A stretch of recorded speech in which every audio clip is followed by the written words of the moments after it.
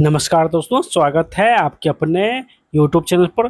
दोस्तों, आज का ये वीडियो बहुत ही बेहतरीन होने वाला है।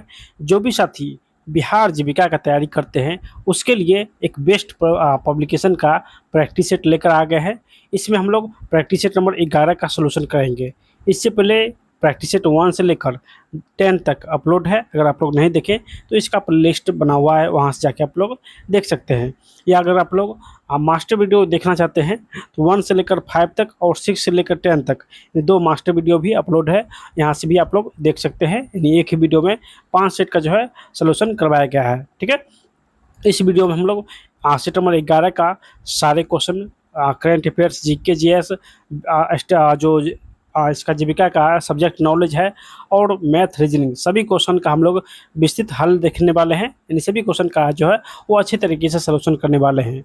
अगर आप लोग बिहार जीविका की तैयारी करते हैं तो एक बार आप लोग यहाँ से प्रैक्टिस जो है वो ज़रूर करके जाइएगा, क्योंकि आपका जो एग्ज़ाम का लेवल होगा वो बिल्कुल इसी प्रकार का होगा। ठीक है, तो इसमें जो भी क्वेश्चन दिया गया है वो बिल्कुल नए पैटर्न के आधार पर दिया गया है और आपका जो न्यू पैटर्न है वो दोस्तों 70 क्वेश्चन का है। ठीक है, तो 70 क्वेश्चन ही आपको जो है पूछा जाएगा और टाइम मिलेगा आपको 1.5 घंटा, यानी 80 मिनट मिलेगा 70 क्वेश्चन बनाने में।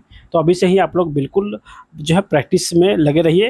दोस्तों, हमारे इस यूट्यूब चैनल पर आपको 3 पब्लिकेशन का अभी तक प्रैक्टिस सेट जो है स्टार्ट है। सबसे पहले रुक्मणी का, ठीक है, रुक्मिणी का, उसके बाद किरण का भी स्टार्ट है, और एक यूनिक का भी प्रैक्टिस स्टार्ट है। ठीक है, तो इसके बाद जो है नेक्स्ट जो भी पब्लिकेशन का आएगा उसका भी प्रैक्टिस सेट आपको यहाँ पे मिल जाएगा। ठीक है, जो भी साथी पेड कोर्स में जुड़े हैं उसको डेली जो है 2 प्रैक्टिस सेट मिल रहा है। तो अगर आप लोग जो है जुड़ना चाहते हैं इस पेड कोर्स में तो व्हाट्सएप पर एक नंबर दिया गया है, या आप लोग इस नंबर से संपर्क कर सकते हैं। ठीक है, 73 23 97 22 83, इस नंबर पर व्हाट्सअप या टेलीग्राम कीजिए, आपको इस बैच में ऐड कर दिया जाएगा। ठीक है, आपको सभी चीज़ मिलेगा इस बैच में।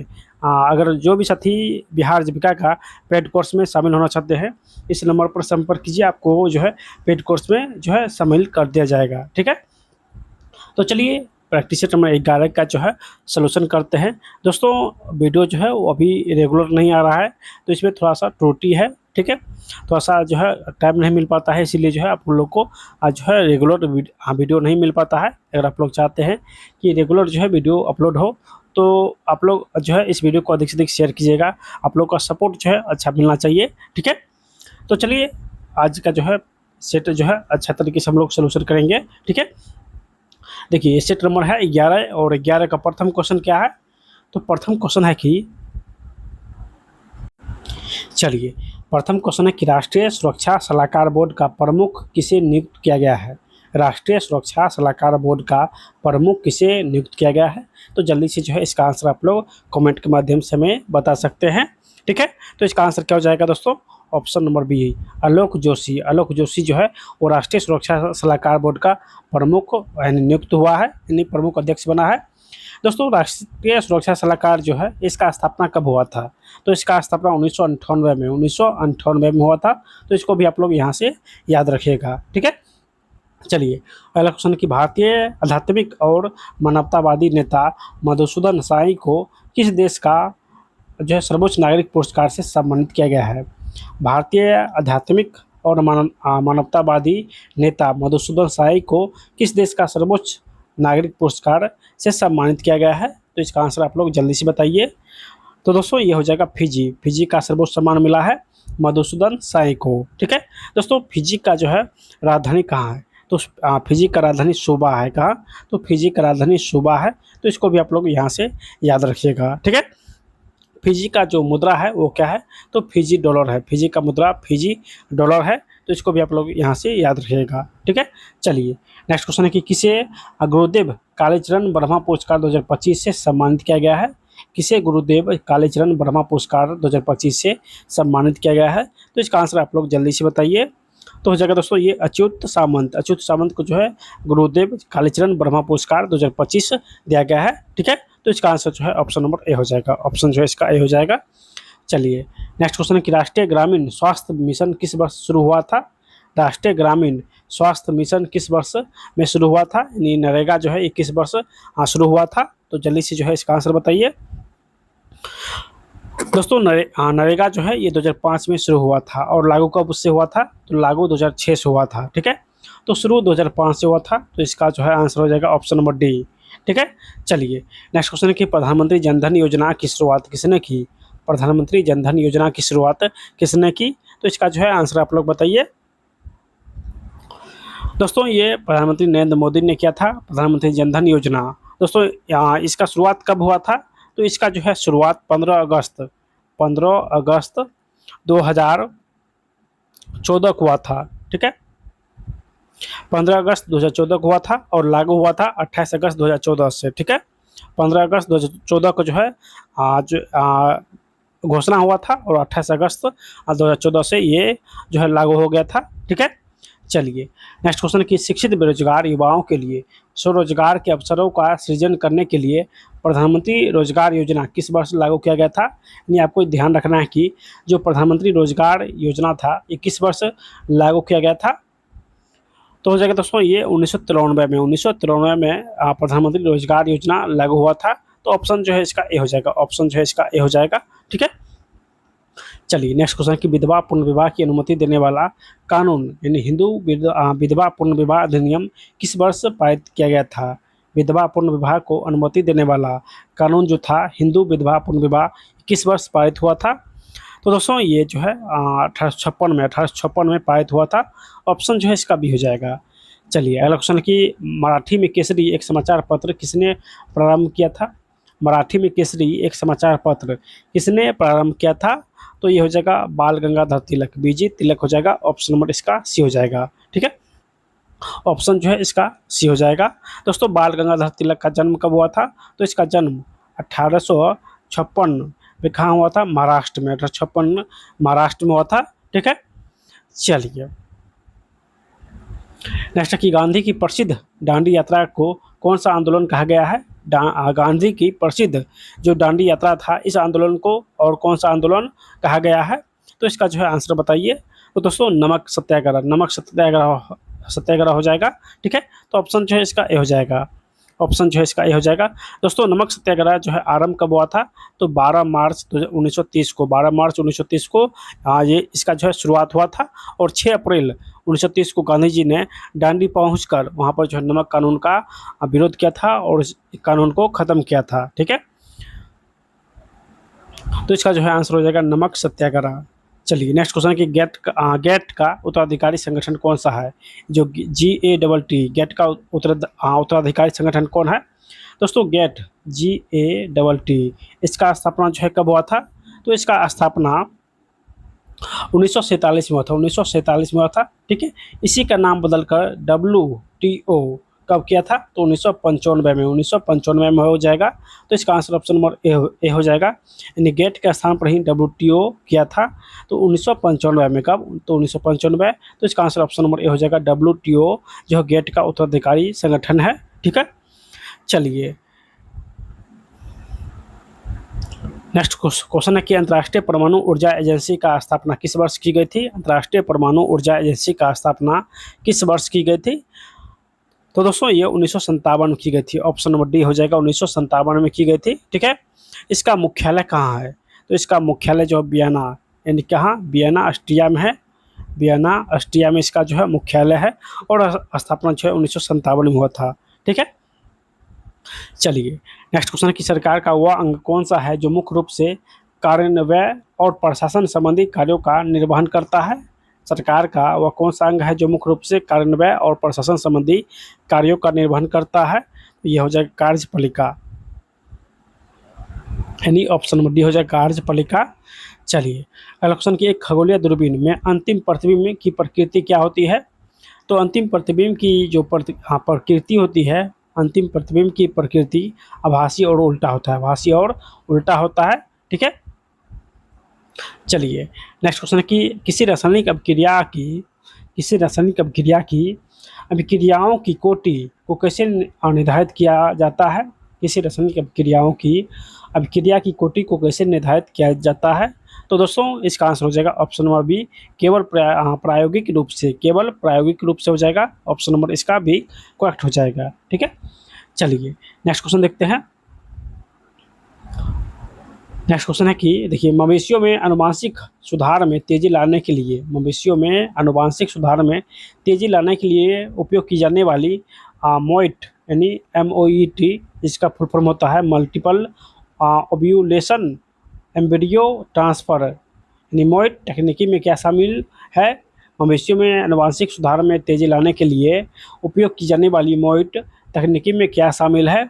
तो दोस्तों हो जाएगा यानी इसका आंसर ऑप्शन नंबर बी, मादा हार्मोन देकर एक चक्र में कई अंडे उत्पन्न करवाना, निश्चित कर सरगोट माताओं में स्थानांतरण करना।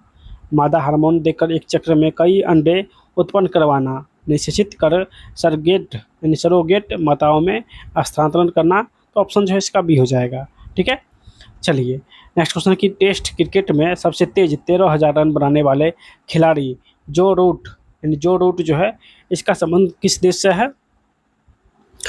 तो जो रूट का संबंध दोस्तों ये इंग्लैंड से है। ऑप्शन इसका सी हो जाएगा, इंग्लैंड से है। ठीक है, चलिए अगला क्वेश्चन कि 8वां ला लिगा 2025 का खिताब किस देश ने जीता है? 8वां ला लिगा 2025 का खिताब किस देश ने जीता है? तो इसका जो है आंसर जल्दी से बताइए। तो हो जाएगा दोस्तों ये बार्सिलोना ने जीता है, बार्सिलोना ने जीता है। तो ऑप्शन जो है इसका बी करेक्ट हो जाएगा। ऑप्शन जो है इसका बी जो है करेक्ट हो जाएगा। तो दोस्तों यहाँ तक जो है 17 क्वेश्चन जो है आपको जीके जीएस का और करंट का क्वेश्चन था। अब यहाँ से स्टार्ट होता है 11 क्वेश्चन मैथ का, ठीक है, और 12 क्वेश्चन रीजनिंग का। तो हम लोग ये क्वेश्चन यानी 23 क्वेश्चन जो है लास्ट में बनाएंगे। उससे पहले 20-20 क्वेश्चन दोनों पोस्ट के लिए काफ़ी महत्वपूर्ण क्वेश्चन है, सब्जेक्ट नॉलेज, जो कि दोनों के लिए सिलेबस सेम है। तो दोनों आदमी यहाँ से ज़रूर एक बार रिविजन कर लीजिएगा। ठीक है, एरिया कोऑर्डिनेटर और कम्युनिटी कोऑर्डिनेटर दोनों का सिलेबस सेम है और दोनों का लेवल भी सेम है। तो यहाँ से जो है आप लोग दोनों आदमी रिवीजन कर लीजिएगा। और साथ ही साथ 10 क्वेश्चन कंप्यूटर के क्वेश्चन जो है वो दोनों का आज जो है कॉमन है। ठीक है दोस्तों, आगे बढ़ने से पहले आप लोगों के लिए एक खास ऑफर है। जो भी छात्र बिहार जीविका की तैयारी करते हैं और आप लोग घर बैठे प्रैक्टिस करना चाहते हैं, तो आप लोगों के लिए मात्र 99 में एक बैच लेकर आ गए हैं, सिलेक्शन बैच। ठीक है, इस बैच में आपको मिलेगा 200 प्लस प्रैक्टिस सेट, यानी आपको सिर्फ 50 पैसे में एक प्रैक्टिस सेट मिलेगा। ठीक है, जहाँ से आप लोग प्रैक्टिस दे सकते हैं, उसका सलूशन भी देख सकते हैं, और लास्ट में आपको उस प्रैक्टिस सेट का जो है वो हाईलाइट आंसर भी मिलेगा। यानी आपको सभी सेट का हाईलाइट आंसर मिलेगा, जो कि एग्ज़ाम के टाइम में आप लोग वहाँ से कम समय में रिवीजन कर सकते हैं। अभी 3 बुक स्टार्ट है, किरण का, रुक्मणी का और यूनिक का। तो अगर आप लोग इस बैच में ज्वाइन करना चाहते हैं तो यहाँ पे एक नंबर दिया गया है, इस नंबर से संपर्क करके आप लोग जो है बैच में ज्वाइन कर सकते हैं। व्हाट्सअप या टेलीग्राम पर मैसेज कीजिए इस नंबर पे। ठीक है, उसके बाद आपको इस बैच में जो है ऐड कर दिया जाएगा, जहाँ से आप लोग डेली जो है 2 प्रैक्टिस सेट यहाँ से दे सकते हैं। ठीक है, मात्र 99 रुपये में। ठीक है, ये इसका जो वैलिडिटी रहेगा वो अभी से लेके एग्ज़ाम तक रहेगा। और जो भी नेक्स्ट बुक आएगा, बेस्ट बुक जो भी होगा बिहार जीविका का, उसका भी प्रैक्टिस सेट आपको करवाया जाएगा। तो इस बैच में ज्वाइन करने के लिए आपको यहाँ पे एक नंबर दिया गया है, जल्दी से आप लोग इस नंबर पर मैसेज कीजिए, या आप लोग टेलीग्राम में जाके वहाँ से भी आपको एक लिंक मिल जाएगा। ठीक है, वहाँ से भी मैसेज कर सकते हैं। ठीक है, तो चलिए स्टार्ट करते हैं। आज का जो है चैप्टर नंबर सेट नंबर 11 है। ठीक है, चलिए देखिए क्वेश्चन क्या है। क्वेश्चन है कि कौन सी योजना गरीबी उन्मूलन से संबंधित नहीं है, यानी कौन सा योजना जो है वो गरीबी उन्मूलन के लिए नहीं बनाया गया था। तो जल्दी से इसका आंसर बताइए। तो दोस्तों इसका आंसर हो जाएगा ऑप्शन नंबर सी, प्रधानमंत्री किसान सम्मान निधि योजना जो था, प्रधानमंत्री किसान सम्मान निधि योजना। इस योजना के तहत किसानों को लाभ पर जो है प्रदान किया गया था, ना कि गरीबी के लिए। ठीक है, तो ये किसान के लिए बनाया गया था। ठीक है, तो ऑप्शन नंबर सी जो है ये करेक्ट हो जाएगा, यानी ये जो योजना है ये गरीबी उन्मूलन से संबंधित नहीं है। ठीक है, चलिए अगला क्वेश्चन कि बिहार सरकार की कुशल युवा प्रोग्राम KYP किस मिशन के तहत संचालित होता है? बिहार सरकार की जो KYP मिशन योजना है ये किस मिशन के तहत संचालित होता है? तो इसका आंसर आप लोग जल्दी से बताइए। इसका आंसर हो जाएगा बिहार कौशल विकास मिशन के तहत, बिहार कौशल विकास मिशन के तहत संचालित होता है। तो ऑप्शन इसका सी हो जाएगा, यानी केवल 2 सही है, केवल 2 सही है। ठीक है, चलिए सारे क्वेश्चन महत्वपूर्ण है, तो आप लोग एक बार यहाँ से रिवीजन जो है वो सब्जेक्ट नॉलेज का जरूर करके जाइएगा। चलिए क्वेश्चन है कि सेल्फ हेल्प ग्रुप्स SHG यानी स्वयं सहायता समूह के संबंध में हायर लेवल फेडरेशन कौन से है, हायर लेवल फेडरेशन कौन से है? तो इसका जो है आंसर आप लोग जल्दी से बताइए। तो हो जाएगा दोस्तों ग्राम संगठन और जो है केवल सरकारी एजेंसियां, केवल सरकारी एजेंसियां और ग्राम संगठन हो जाएगा, यानी 2 और 3 सही है। तो इसका आंसर ऑप्शन नंबर बी हो जाएगा, ऑप्शन जो है इसका बी हो जाएगा।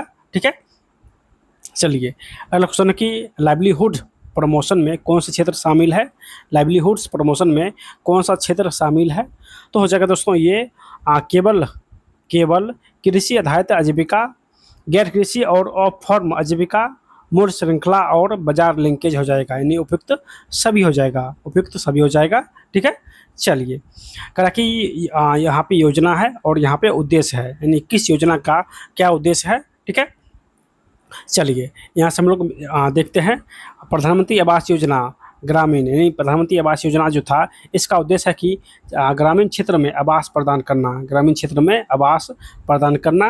नेक्स्ट है कि प्रधानमंत्री ग्राम सड़क योजना, इसका उद्देश्य क्या है? तो ग्रामीण क्षेत्र में कनेक्टिविटी के लिए सड़कें बनाना, ग्रामीण क्षेत्र में कनेक्टिविटी के लिए सड़कें बनाना हो जाएगा। ठीक है, नेक्स्ट है राष्ट्रीय कृषि विकास योजना, इसका उद्देश्य क्या है? तो कृषि विकास और निवेश को बढ़ावा देना, कृषि विकास और निवेश को बढ़ावा देना हो जाएगा। ठीक है, तो इस प्रकार जो है इसका आंसर ऑप्शन नंबर बी हो जाएगा, 1 का 2, 2 का 1 और 3 का 3।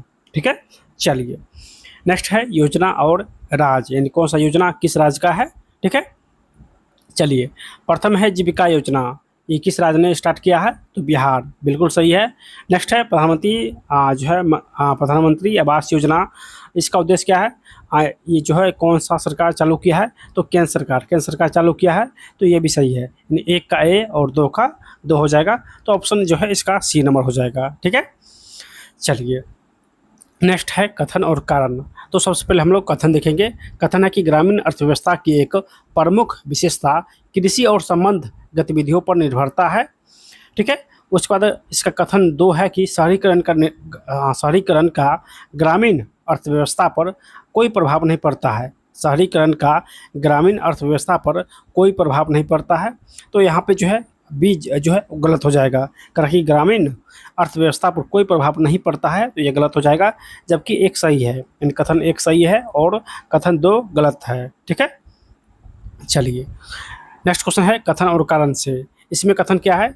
तो कथन है कि मुख्यमंत्री आवास योजना उन बीपीएल परिवारों के लिए है जिसको प्रधानमंत्री आवास योजना के तहत शामिल नहीं किया गया है, यानी जिसको प्रधानमंत्री आवास योजना नहीं मिला है उसके लिए, उन बीपीएल परिवारों के लिए मुख्यमंत्री आवास योजना है।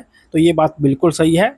नेक्स्ट है कि पीएम किसान एक सामाजिक सुरक्षा योजना है, पीएम किसान योजना जो था वो एक सामाजिक सुरक्षा योजना है, तो ये गलत हो जाएगा। ठीक है, वो किसान के लिए एक योजना था, न कि सामाजिक सुरक्षा योजना था। तो कथन 2 गलत हो जाएगा, यानी ऑप्शन जो है इसका 1 करेक्ट हो जाएगा, ये सही है और 2 गलत है।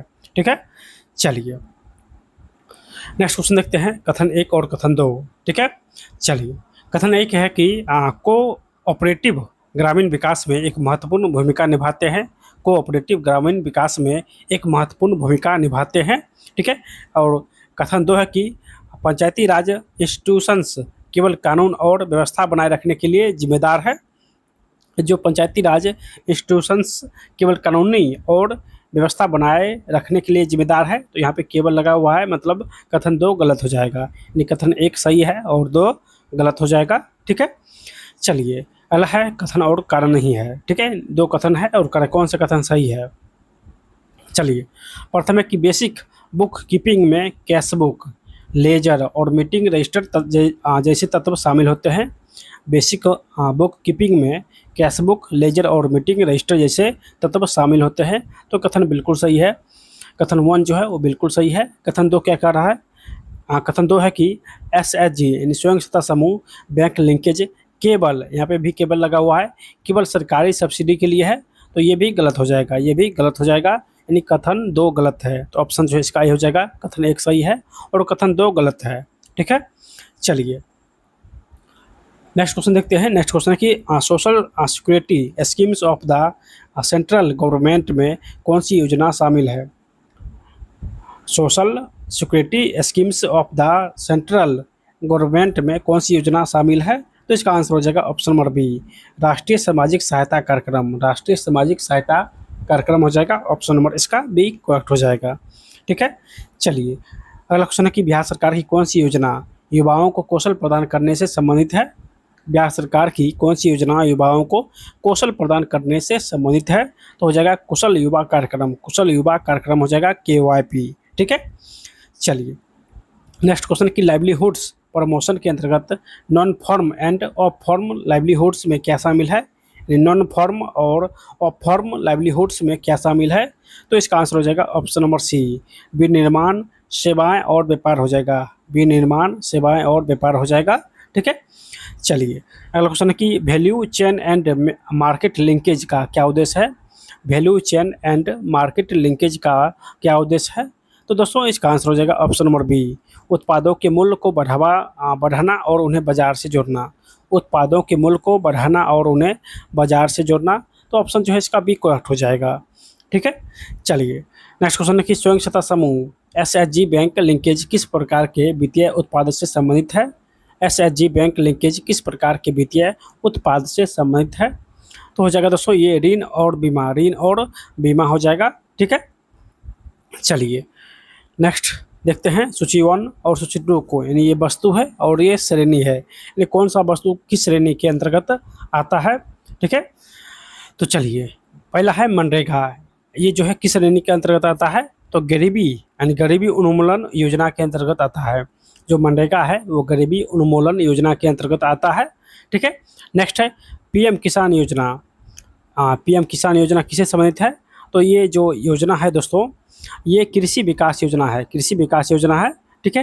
नेक्स्ट है कि NSAP, ये जो योजना है ये सामाजिक सुरक्षा और योजना है, सामाजिक सुरक्षा योजना है NSAP, ठीक है। तो एक का दो, दो का तीन और तीन का एक हो जाएगा। तो ऑप्शन जो है इसका एक सही आंसर हो जाएगा, ठीक है। चलिए, नेक्स्ट क्वेश्चन देखते हैं। नेक्स्ट क्वेश्चन है सूची 1 और सूची 2 को मिलान करें। इधर पहल है और इधर उद्देश्य है। चलिए, यहाँ पर भी मिलान करते हैं। पहला है कुशल युवा प्रोग्राम यानी KYP, इसका उद्देश्य क्या है? तो इसका उद्देश्य है कि युवाओं को कौशल प्रदान करना, युवाओं को कौशल प्रदान करना। नेक्स्ट है मुख्यमंत्री उद्यमी योजना, इसका उद्देश्य है कि ग्रामीण उद्यमियों को समर्थन देना, ग्रामीण उद्यमियों को समर्थन देना। नेक्स्ट है कि सतत जीविका पार्जन योजना SJY, इसका उद्देश्य है कि अति गरीब परिवारों को गरीबी से बाहर निकालना, अति गरीब परिवारों को गरीबी से बाहर निकालना। ये SJY योजना का पहल है, SJY का उद्देश्य है, यानी सतत जीविका पार्जन योजना का उद्देश्य है, ठीक है। चलिए, नेक्स्ट भी कथन और कारण से है, यानी दोनों कथन ही है। तो प्रथम कथन है कि देखिए, प्रथम कथन क्या है? तो प्रथम कथन है कि लाइवलीहुड्स प्रमोशन में केवल फॉर्म बेस्ड लाइवलीहुड्स शामिल है। लाइवलीहुड्स प्रमोशन में केवल फॉर्म बेस्ड लाइवलीहुड्स शामिल है, ठीक है। उसके बाद कथन 2 है कि non forms end of forms livelihoods भी जीविका पार्जन संवर्धन का हिस्सा है। नॉन फॉर्म्स और ऑफ फॉर्म्स ये दोनों जो है वो लाइवलीहुड्स भी, यानी दोनों लाइवलीहुड्स और जीविका पार्जन संवर्धन का हिस्सा है। तो ये बिल्कुल सही है। कथन ए में यहाँ पर केवल लगा हुआ है, मतलब ये गलत हो जाएगा। तो ऑप्शन जो है इसका बी हो जाएगा, बी सही। ए गलत है, ए यहाँ पे गलत हो जाएगा और बी सही है, ठीक है। तो ऑप्शन जो है इसका बी हो जाएगा। चलिए, अगला क्वेश्चन की कथन है यहाँ पे मुख्यमंत्री आवास योजना, इसका मुख्यमंत्री आवास योजना और प्रधानमंत्री आवास योजना के तहत कवर किए गए परिवारों के लिए है, ठीक है। तो ये और कथन 2 है कि स्वयं सहायता समूह बैंक लिंकेज में केवल बचत खाते शामिल है। तो इनमें से कौन सा कथन सही है और कौन सा कथन गलत है? तो दोनों कथन यहाँ पे गलत हो जाएगा, दोनों कथन यहाँ पे गलत हो जाएगा, यानी कोई भी कथन सही नहीं है। चलिए, अगला क्वेश्चन है कि कथन 1 और कथन 2 यहाँ पर क्या है? तो यहाँ पे है कि ग्रामीण अर्थव्यवस्था की एक विशेषता कृषि पर निर्भरता है। ग्रामीण अर्थव्यवस्था की एक विशेषता है कि वो कृषि पर निर्भर करता है। तो ये बात बिल्कुल सही है। नेक्स्ट है सहकारी समितियाँ ग्रामीण विकास में महत्वपूर्ण भूमिका निभाती है। सहकारी समितियाँ जो है वो ग्रामीण विकास में महत्वपूर्ण भूमिका निभाती है। तो ये भी सही है, यानी इसका आंसर हो जाएगा ऑप्शन नंबर सी, दोनों कथन सही है। चलिए, यहाँ से कम्युनिटी कोऑर्डिनेटर का क्वेश्चन स्टार्ट होता है, ठीक है। चलिए, प्रथम क्वेश्चन है कि 73वें संविधान संशोधन का संबंध किससे है? 73 में संविधान संशोधन का संबंध किससे है? तो दोस्तों ये हो जाएगा पंचायती राज संस्थाओं को संवैधानिक दर्जा देने हेतु, पंचायती राज संस्थाओं को संवैधानिक दर्जा देने से। ठीक है, चलिए नेक्स्ट क्वेश्चन है कि स्वयं सहायता समूह के लिए परिक्रामी निधि का क्या उद्देश्य है? स्वयं सहायता समूह के लिए परिक्रामी निधि का क्या उद्देश्य है? तो इसका जो है आंसर क्या हो जाएगा? इसका आंसर हो जाएगा ऑप्शन नंबर बी, समूह को एक संस्थागत कोष प्रदान करना ताकि वे सदस्य को छोटे ऋण दे सकें। समूह को एक संस्थागत कोष प्रदान करना ताकि वे सदस्य को छोटे ऋण दे सकें। ठीक है, चलिए नेक्स्ट क्वेश्चन कि महात्मा गांधी राष्ट्रीय ग्रामीण रोजगार गारंटी अधिनियम में सामाजिक अंकेक्षण का अर्थ क्या है? तो हो जाएगा दोस्तों ऑप्शन नंबर बी, योजना के कार्यान्वयन का जनता द्वारा प्रत्यक्ष मूल्यांकन और समीक्षा करना। योजना के कार्यान्वयन का जनता द्वारा प्रत्यक्ष मूल्यांकन और समीक्षा करना। तो ऑप्शन जो है इसका बी हो जाएगा। ठीक है, चलिए नेक्स्ट क्वेश्चन है कि प्रधानमंत्री किसान सम्मान निधि पीएम किसान जो सम्मान निधि है, योजना का लाभ उठाने के लिए प्राथमिक पात्रता मानदंड क्या है? पीएम किसान योजना का लाभ उठाने के लिए प्राथमिक जो पात्रता है वो क्या है? तो जगह किसान के पास खेती योग्य भूमि का स्वामित्व होना चाहिए, यानी किसान के पास खेती योग्य भूमि का स्वामित्व होना चाहिए, तभी वह पीएम किसान सम्मान निधि का लाभ उठा सकते हैं। ठीक है, चलिए नेक्स्ट क्वेश्चन है कि जीविका के अंतर्गत महिलाओं के सामाजिक सशक्तिकरण के लिए किस पर ध्यान केंद्रित किया जाता है? जीविका के अंतर्गत महिलाओं के सामाजिक सशक्तिकरण के लिए किस पर ध्यान केंद्रित किया जाता है? तो हो जाएगा दोस्तों ऑप्शन नंबर सी, घरेलू हिंसा, लैंगिक समानता और स्वास्थ्य जैसे मुद्दों पर जागरूक करना। घरेलू हिंसा, लैंगिक समानता और स्वास्थ्य जैसे मुद्दों पर जागरूकता करना। तो ऑप्शन जो है इसका सी करेक्ट हो जाएगा। ठीक है, चलिए नेक्स्ट क्वेश्चन की सतत जीविकोपार्जन योजना का स्नातक दृष्टिकोण क्या है? सतत जीविकोपार्जन योजना का स्नातक दृष्टिकोण क्या है? तो हो जाएगा दोस्तों ऑप्शन नंबर बी, परिवारों को गहन समयबद्ध सहायता के माध्यम से अत्यंत गरीबी से बाहर निकालना। परिवारों को गहन समयबद्ध सहायता के माध्यम से अत्यंत गरीबी से बाहर निकालना। तो ऑप्शन जो है इसका बी हो जाएगा। चलिए नेक्स्ट क्वेश्चन है कि बिहार कौशल युवा कार्यक्रम KYP में सॉफ्ट स्किल्स के अंतर्गत क्या सिखाया जाता है? KYP में सॉफ्ट स्किल्स के अंतर्गत क्या सिखाया जाता है? तो संचार कौशल, समय प्रबंधन और टीम वर्क, संचार कौशल, समय प्रबंधन और टीम वर्क आज जो है सिखाया जाता है। तो ऑप्शन इसका सी हो जाएगा। नेक्स्ट क्वेश्चन की मुख्यमंत्री उद्यमी योजना मुख्य रूप से किन वर्गों को उद्यमिता के लिए प्रोत्साहित करती है? तो मुख्यमंत्री उद्यमी योजना जो है दोस्तों ये अनुसूचित जाति, अनुसूचित जनजाति और अत्यंत पिछड़ा वर्ग के व्यक्तियों के लिए उद्यमी प्रोत्साहित करता है। तो ऑप्शन जो है इसका सी हो जाएगा। ठीक है, चलिए नेक्स्ट क्वेश्चन की कृषि उत्पादों का प्रसंस्करण जैसे कि टमाटर से केचप बनाना किस प्रकार की आजीविका है? यानी किसी भी जो है उत्पाद का उससे अन्य उत्पाद बनाना वो किस प्रकार का आजीविका है? तो हो जाएगा मूल्य वर्धित कृषि आधारित आजीविका, मूल्य वर्धित कृषि आधारित आजीविका हो जाएगा। तो ऑप्शन जो है इसका सी हो जाएगा। ठीक है, चलिए अगला क्वेश्चन है कि ग्रामीण क्षेत्र में एक मोबाइल रिपेयरिंग की दुकान किस आजीविका श्रेणी में आती है? ग्रामीण क्षेत्र में एक मोबाइल रिपेयरिंग की दुकान किस आजीविका श्रेणी में आती है? तो हो जाएगा दोस्तों ये गैर कृषि आजीविका हो जाएगा। ऑप्शन जो है इसका बी हो जाएगा। ठीक है, चलिए नेक्स्ट क्वेश्चन है कि पंचायती राज संस्थाओं को धन का आवंटन मुख्यतः किसके द्वारा किया जाता है? पंचायती राज संस्थाओं को धन का आवंटन मुख्यतः किसके द्वारा किया जाता है? तो हो जाएगा राज्य वित्त आयोग की सिफारिश के आधार पर, राज्य वित्त आयोग की सिफारिश के आधार पर। ठीक है, चलिए क्वेश्चन की क्लस्टर स्तरीय संघ की एक महत्वपूर्ण भूमिका क्या है? क्लस्टर स्तरीय संघ की महत्वपूर्ण भूमिका क्या है? तो हो जाएगा ग्राम संगठनों को बड़े बाजारों और सरकारी योजनाओं से जोड़ना। ग्राम संगठनों को बड़े बाजारों और सरकारी योजनाओं से जोड़ना। तो ऑप्शन जो है इसका बी हो जाएगा। ठीक है, चलिए नेक्स्ट क्वेश्चन है कि प्रधानमंत्री आवास योजना के लाभार्थियों का चयन किसके आधार पर किया जाता है? प्रधानमंत्री आवास योजना के लाभार्थियों का चयन किसके आधार पर किया जाता है?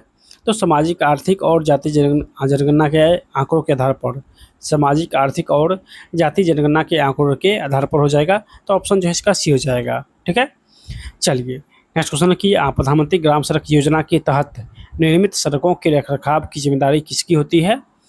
प्रधानमंत्री ग्राम सड़क योजना के तहत निर्मित सड़कों के रखरखाव की जिम्मेदारी किसकी होती है? तो राज्य सरकार और पंचायती राज संस्थाओं के, राज्य सरकार और पंचायती राज संस्थाओं के जो है जिम्मेदारी होती है। तो ऑप्शन जो है इसका बी हो जाएगा।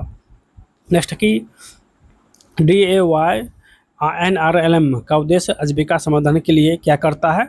ठीक है, तो इसका जो है आंसर हो जाएगा ऑप्शन नंबर बी, विविध आजीविकाओं के अवसर को सृजन और समर्थन करना। विभिन्न आजीविकाओं के अवसर का सृजन और समर्थन करना। ठीक है, तो ऑप्शन जो है इसका डी हो जाएगा। ऑप्शन जो है इसका बी हो जाएगा।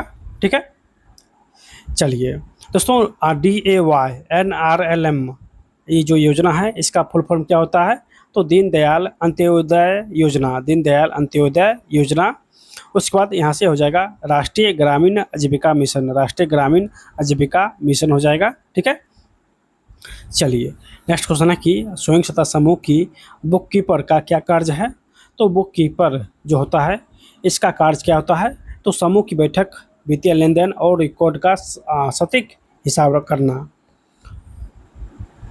यानी समूह की बैठक, वित्तीय लेन देन और रिकॉर्ड का सटीक हिसाब करना। तो ऑप्शन जो है इसका भी हो जाएगा। ठीक है, चलिए नेक्स्ट क्वेश्चन है कि ग्रामीण गैर कृषि क्षेत्र के सामने एक प्रमुख चुनौती क्या है? ग्रामीण गैर कृषि क्षेत्र के सामने एक प्रमुख चुनौती क्या है? तो जगह ऋण और बाजार तक सीमित पहुंच हो जाएगा। अगला क्वेश्चन है कि एक व्यक्ति जो एक ग्रामीण स्कूल में शिक्षक के रूप में कार्यरत है, उसकी आजीविका क्या कहलाएगी? तो उसकी आजीविका गैर कृषि आजीविका कहलाएगी। ऑप्शन जो इसका भी हो जाएगा। नेक्स्ट क्वेश्चन है कि ग्राम पंचायत स्तर पर विभिन्न सरकारी योजनाओं के अभिसरण का क्या लाभ है? ग्राम पंचायत स्तर पर विभिन्न सरकारी योजनाओं के अभिसरण का क्या लाभ है? तो हो जाएगा संसाधनों को बेहतर उपयोग और अधिक प्रभावी परिणाम सुनिश्चित करना। तो ऑप्शन जो है इसका भी हो जाएगा। ठीक है, नेक्स्ट क्वेश्चन है कि सामाजिक पूंजी का SHG के संदर्भ में सबसे अच्छा वर्णन क्या है? तो सबसे अच्छा जो वर्णन होगा दोस्तों, समूह के सदस्यों के बीच आपसी विश्वास और नेटवर्क और सहयोग। समूह के सदस्यों के बीच आपसी विश्वास और नेटवर्क और सहयोग हो जाएगा। तो ऑप्शन इसका जो है वो भी हो जाएगा। ठीक है, यहाँ से कंप्यूटर का क्वेश्चन स्टार्ट होता है और प्रथम क्वेश्चन है कि कौन सा विषम है? तो ink jetter, laser, dot matrix, जबकि टच स्क्रीन। दोस्तों टच स्क्रीन क्या है? तो दोस्तों यहाँ पे आउटपुट हो जाएगा जो कि इनमें सभी से भिन्न है। तो ऑप्शन जो है इसका डी हो जाएगा। ठीक है, चलिए नेक्स्ट क्वेश्चन है कि प्रत्येक स्लाइड को अलग अलग समय पर प्रस्तुत करने के लिए डैश का उपयोग करते हैं। तो प्रत्येक स्लाइड को अलग अलग समय पर प्रस्तुत करने के लिए दोस्तों स्लाइड ट्रांजिशन बटन का उपयोग करते हैं। ऑप्शन इसका भी डी हो जाएगा। स्लाइड ट्रांजिशन बटन का उपयोग करते हैं। ठीक है, चलिए नेक्स्ट क्वेश्चन की प्रॉक्सी सर्वर निम्न से कौन सी सेवा प्रदान नहीं करता है? प्रॉक्सी सर्वर कौन सा सेवा प्रदान नहीं करता है? तो हो जाएगा दोस्तों नेटवर्क कनेक्शन शेयरिंग। ये योजना जो है वो सेवा, यानी ये प्रॉक्सी सर्वर ये जो योजना है नेटवर्क कनेक्शन शेयरिंग ये सेवा प्रदान नहीं करता है। ठीक है, तो ऑप्शन इसका भी हो जाएगा। चलिए अगला क्वेश्चन है कि MS पावर पॉइंट में डिफ़ॉल्ट पेज ओरिएंटेशन है। कौन सा MS पावर पॉइंट में डिफ़ॉल्ट पेज ओरिएंटेशन है? तो हो जाएगा दोस्तों ये लैंडस्केप। ऑप्शन इसका ये हो जाएगा लैंडस्केप। ठीक है, चलिए नेक्स्ट क्वेश्चन कि कर्नेल क्या है? यानी कर्नेल जो है वो एक प्रकार का क्या है? तो कर्नेल जो है दोस्तों ये ऑपरेटिंग सिस्टम का मध्य भाग है। तो ऑप्शन जो इसका सी हो जाएगा। ठीक है, चलिए नेक्स्ट क्वेश्चन कि USB 2.0 डैश की उच्चतम अंतरण दर को सपोर्ट करता है। USB 2.0 के डैश के उच्चतम अंतरण दर को सपोर्ट करता है। तो हो जाएगा दोस्तों 480 Mbits पर सेकेंड, 480 Mbits पर सेकेंड हो जाएगा। ठीक है, चलिए नेक्स्ट क्वेश्चन कि www ब्राउजिंग के लिए डैश प्रोटोकॉल का उपयोग किया जाता है। www ब्राउजिंग के लिए डैश प्रोटोकॉल का उपयोग किया जाता है। तो हो जाएगा दोस्तों HTTP का उपयोग करते हैं। तो ऑप्शन जो है इसका भी हो जाएगा। ठीक है, चलिए नेक्स्ट क्वेश्चन कि एक कंपाइलर आमतौर पर डैश फेसेज का उपयोग सोर्स फाइल को मशीन कोड में बदलने के लिए करता है। तो हो जाएगा दोस्तों ये 6, एक कंपाइलर आमतौर पर 6 पैकेज का उपयोग सोर्स फाइल को मशीन कोड बदलने में करते हैं। तो ऑप्शन जो है इसका डी हो जाएगा। चलिए नेक्स्ट क्वेश्चन कि मेल मर्ज के संबंध में कौन सा एक लेवल में डिफ़ॉल्ट फील्ड्स नहीं है। मेल मर्ज के संबंध में कौन सा एक लेवल डिफ़ॉल्ट फील्ड्स नहीं है। तो इसका जो है आंसर हो जाएगा ऑप्शन नंबर बी, पिन। ठीक है। चलिए नेक्स्ट क्वेश्चन की 202.101.75.96 यह एक डैश आईपी एड्रेस है, या जो है एक किस प्रकार का आईपी एड्रेस है। तो क्लास सी आईपी एड्रेस है। तो ऑप्शन जो है इसका बी हो जाएगा, ऑप्शन जो है इसका और बी हो जाएगा। ठीक है। चलिए अब हम लोग मैथ और रीजनिंग का भी क्वेश्चन स्टार्ट करते हैं। चलिए यहाँ से रीजनिंग का क्वेश्चन स्टार्ट होता है। और प्रथम क्वेश्चन क्या है, देखिए बहुत ही बेहतरीन क्वेश्चन है। ये रेलवे में बार बार क्वेश्चन जो है पूछा गया है और इसमें बहुत सारे स्टूडेंट इस क्वेश्चन को छोड़ के आया है। ठीक है। देखिए यहाँ पे स्टार है, कह रहा कि स्टार के स्थान पर क्या रखेंगे जिसका संबंध ए सी जी से वही होगा। ठीक है। समानुपात सी ई आई, फिर करा कि अनुपात प्रतिशत, यानी यहाँ पे इसका संबंध जो इससे होगा वही संबंध यहाँ पर भी होना चाहिए। तो यहाँ पे वो कौन सा मान रखने पर जो है इन दोनों का संबंध निकलेगा। ठीक है। फिर जो संबंध यहाँ पे निकला है वो सेम संबंध जो है यहाँ पर भी होना चाहिए। ठीक है। तो यहाँ पे हम लोग ऑप्शन से चलेंगे। ठीक है। इस प्रकार का क्वेश्चन जो है आपको ऑप्शन से ही लेकर बनाना है। ठीक है। तो सबसे पहले हम लोग ऑप्शन नंबर ए को उठाते हैं। ठीक है। तो यहाँ पे देखिए W Y और C है, W Y और C है। तो W में कितना जोड़ेंगे तो A होगा, तो W X Y Z यानी 3 जोड़ेंगे तो A हो जाएगा, 3 जोड़ेंगे तो A हो जाएगा। फिर Y में कितना जोड़ेंगे तो C हो जाएगा, तो Z A B C यानी 3 जोड़ेंगे तो यहाँ पे 3 गैप है और एक और जोड़ेंगे तो वो जो है चौथा स्थान आ जाएगा। तो यहाँ पे भी 4 जोड़ेंगे, नहीं X Y Z और A 4 जोड़ेंगे तो यहाँ पे A हो जाएगा। फिर y में जो है यहाँ पे y है। ठीक है। तो y में 4 जोड़ेंगे, तो y में 4 जोड़ेंगे तो Z A B C यानी 4 जोड़ेंगे तो C हो जाएगा। फिर C में 4 जोड़ेंगे तो यहाँ पे G हो जाएगा। मतलब यहाँ पे साफ साफ दिखाई दे रहा है कि यानी आपको सभी में 4 जोड़ना है। तो यहाँ पे भी 4 जोड़ेंगे तो C 3 होता है और 4 जोड़ेंगे तो 7 हो जाएगा, मतलब G हो जाएगा। ठीक है। 4 जोड़े हैं। ई में 5 होता है और 5 में 4 जोड़ेंगे तो 9 हो जाएगा, मतलब 9 आई का होता है, 9 आई का होता है तो यहाँ पे आई देंगे। ठीक है। आई 9 होता है और 9 में 4 जोड़ेंगे तो एन होता है, 9 में 4 जोड़ेंगे तो 9 4 13 होता है, तो 13 एम का होता है। ठीक है।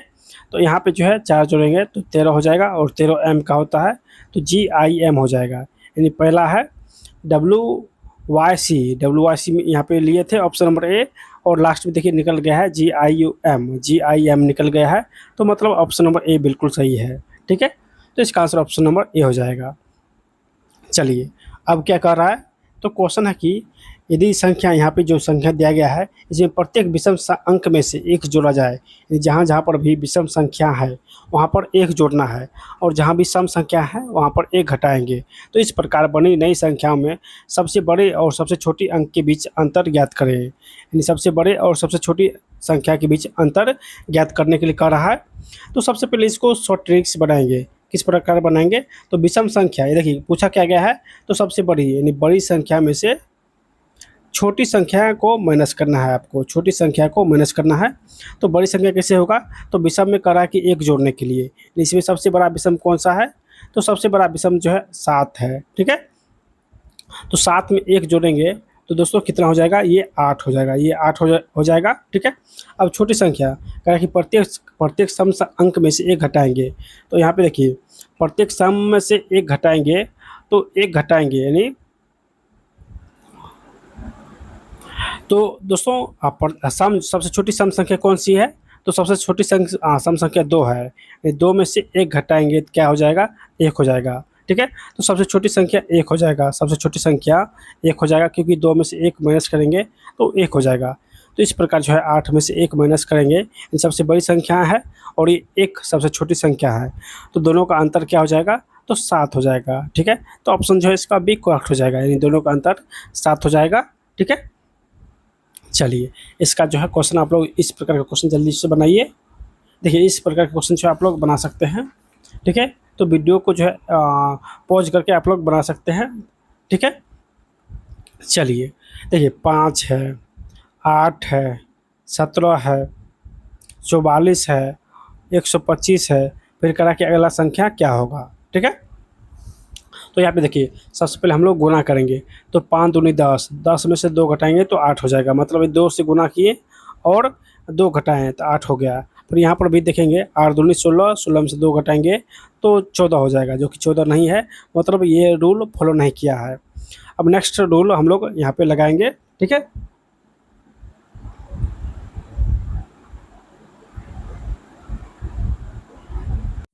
देखिए नेक्स्ट रूल क्या है, यहाँ पे 5 है। ठीक है, फिर 8 है, 17 है, 44 है और 125 है। तो 5 में 3 जोड़ेंगे तो 8 हो जाएगा, 8 में 9 जोड़ेंगे तो 17 हो जाएगा, और 17 में यहाँ पे देखिए 14 में 7 गया 7 और 3 में से गया 2, यानी 27 जोड़ेंगे तो 44 हो जाएगा। फिर यहाँ पे देखिए 5 में 4 गया 1 और 12 में 4 गया तो 8, तो यहाँ पे 81 हो जाएगा। तो यहाँ पे जब गौर से आप लोग देखिएगा ध्यानपूर्वक, तो देखिए यहाँ पे तिगुना हुआ है, 3 तिया 9, 9 तिया 27, 27 तिया 81, 81 तिया हो जाएगा 243, 81 तिया 243 हो जाएगा। ठीक है, मतलब 125 में 243 जोड़ना है, 125 में 243 को जोड़ेंगे तो कितना हो जाएगा। ठीक है, तो 5 3 8, 4 2 6, 2 1 3, ये 368 हो जाएगा, 368 हो जाएगा। 125 और 243 को जोड़ना है, तो ऑप्शन नंबर ए में दिया गया है 368। ठीक है, तो इसका आंसर ऑप्शन नंबर ए हो जाएगा। चलिए यहाँ पर क्या क्वेश्चन है, देखिए क्वेश्चन को छोटा कर लेते हैं।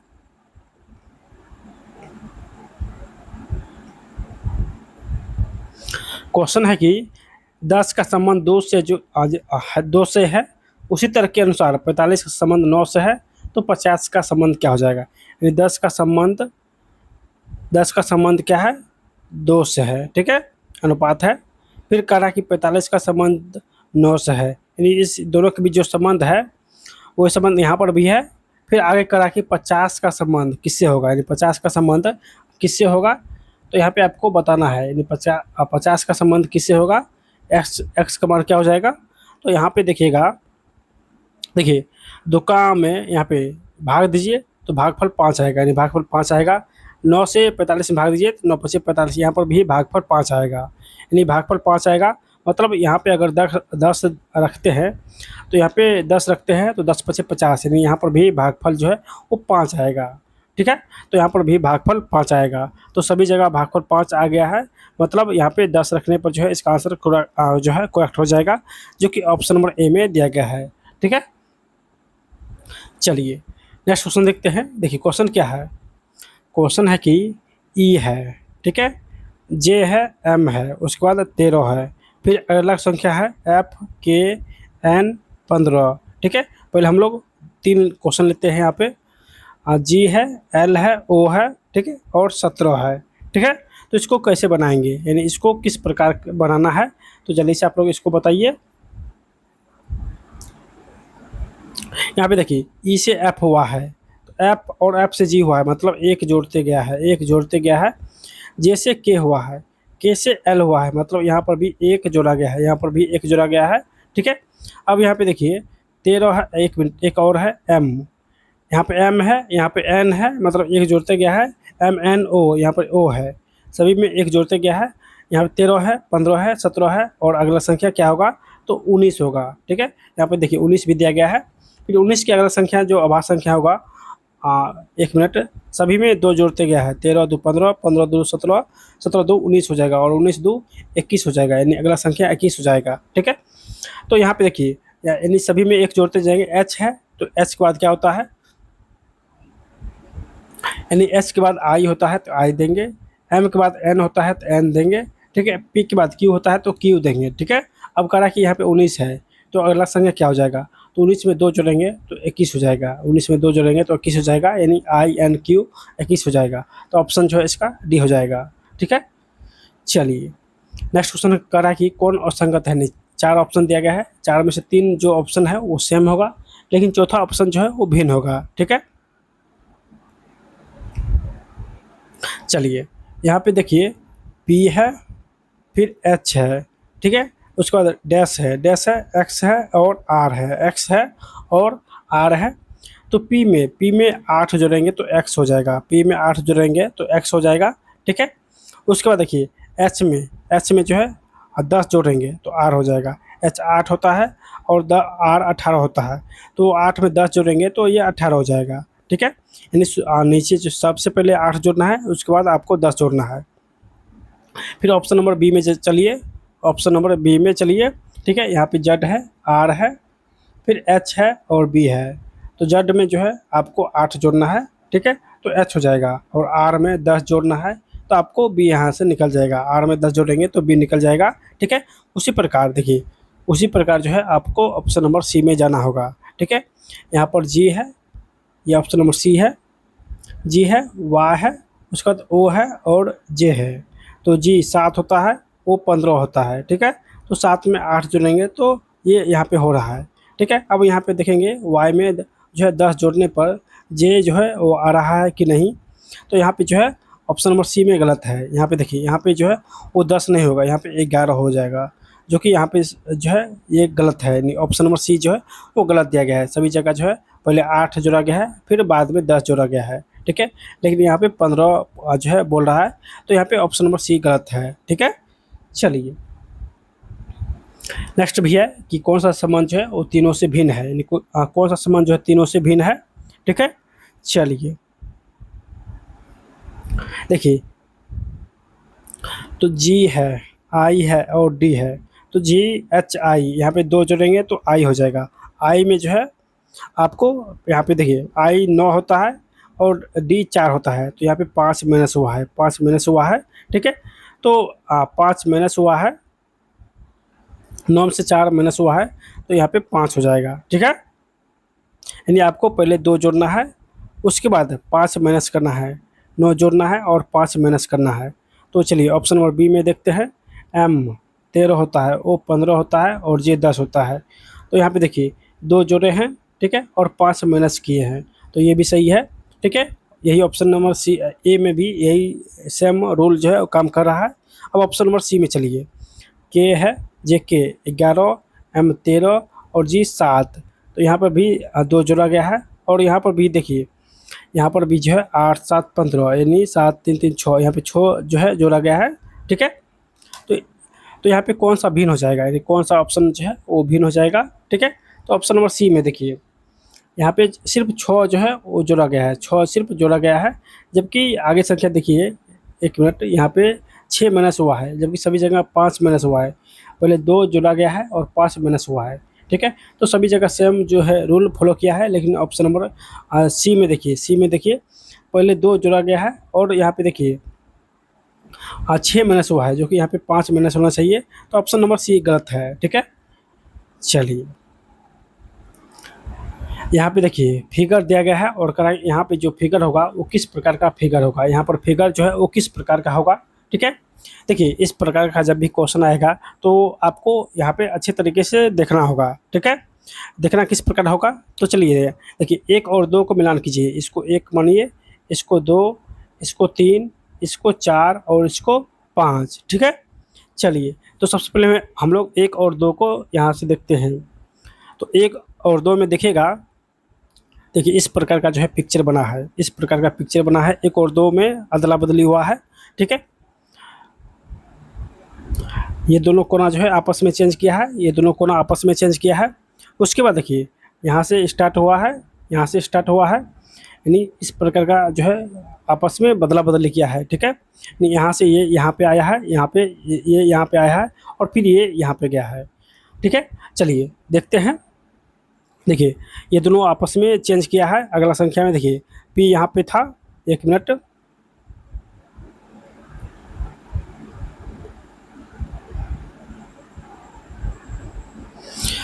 चलिए, यानी ये दोनों कोना जो, ये दोनों आपस में कोई भी स्थान चेंज नहीं किया है। ठीक है, यहाँ पे कोई भी स्थान चेंज नहीं किया है, सिर्फ एल जो था यहाँ पे था, तो ये आगे बढ़ गया है, यानी यहाँ से आगे बढ़ गया है।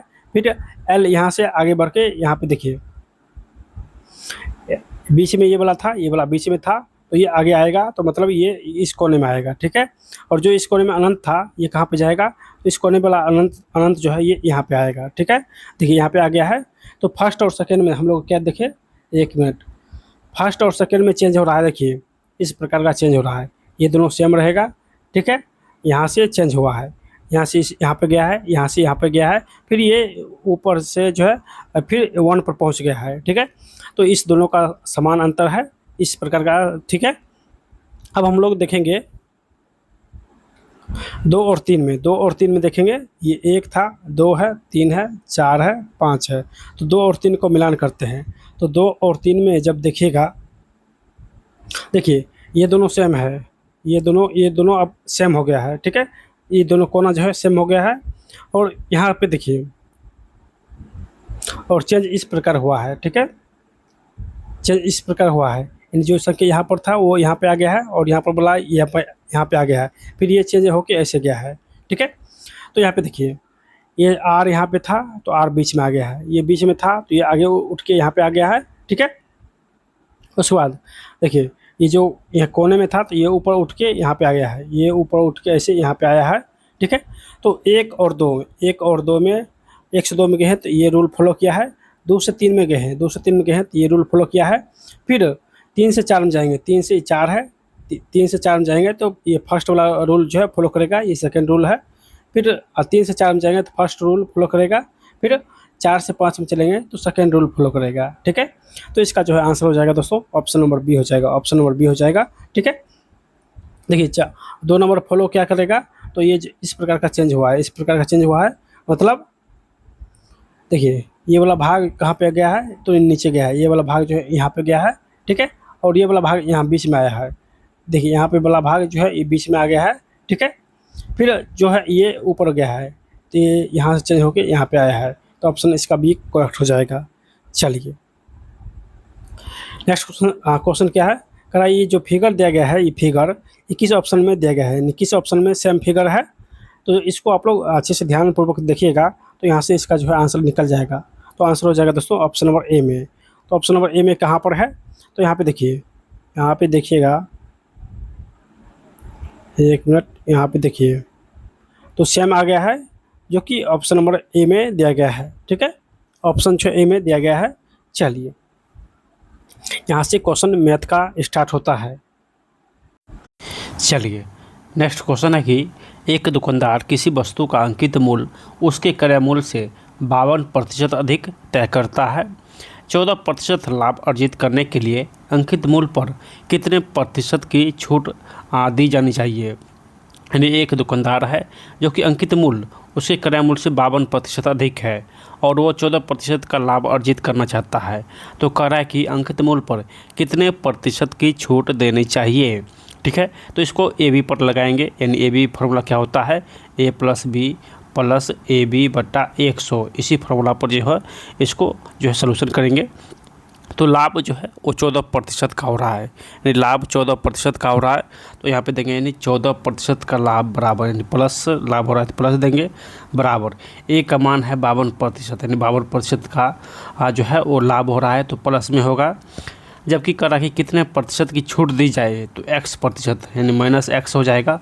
तो प्लस माइनस माइनस होता है तो 52 गुने x हो जाएगा, यानी 52 प्लस में है और x माइनस में है, इसीलिए x यानी यहाँ पे माइनस हो जाएगा, 52 गुने x बट्टे 100 हो जाएगा, ठीक है। देखिए ये टोटल मान x में है, ये भी x में है, तो बट्टा यहाँ से 1 लेंगे, ठीक है। और ये दोनों को लॉसल ले लेंगे, 52 इधर आके माइनस हो जाएगा, ठीक है। चलिए या 52 में 100 से भाग दे दीजिए, ठीक है। 52 में 100 से भाग देंगे, यानी 14 बराबर हो जाएगा 52 माइनस एक्स और माइनस पॉइंट 52 हो जाएगा, क्योंकि 100 से भाग देंगे तो 0.52 हो जाएगा, ठीक है। यानी यहाँ पे x है और यहाँ पे 0.52 है, ठीक है। तो दोनों माइनस माइनस में है, दोनों जुट जाएगा, यानी 14 बराबर 52, दोनों माइनस माइनस प्लस होता है, तो यहाँ पे चिन्ह माइनस होगा लेकिन दोनों जुट जाएगा, तो 1.52x हो जाएगा। ठीक है, 1.52x हो जाएगा।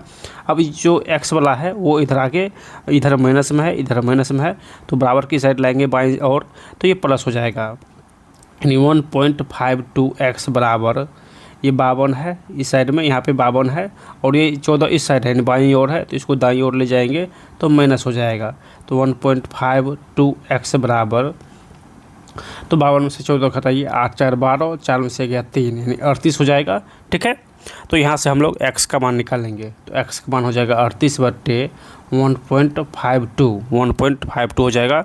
ठीक है, ऊपर में हो जाएगा 100। ठीक है, तो यहाँ से भाग दीजिएगा, तो x का मान जो है वो 25% निकल जाएगा, x का मान 25% निकल जाएगा। ठीक है, जो कि ऑप्शन नंबर ए में दिया गया है, ऑप्शन ए में दिया गया है। चलिए नेक्स्ट क्वेश्चन देखते हैं। देखिए नेक्स्ट क्वेश्चन क्या है, कह रहा कि एक आदमी है जो,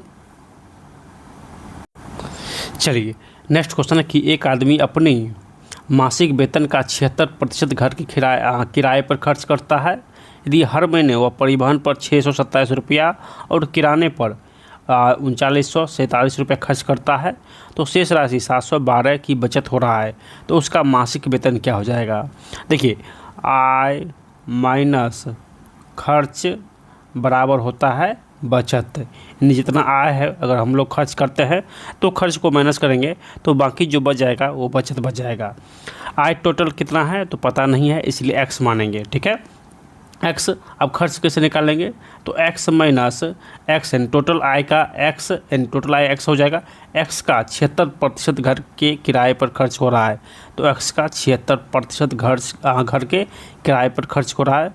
ठीक है, उसके बाद परिवहन पर 627 रुपया जो है खर्च हो रहा है, परिवहन पर इसको कोष्ठ में लेंगे।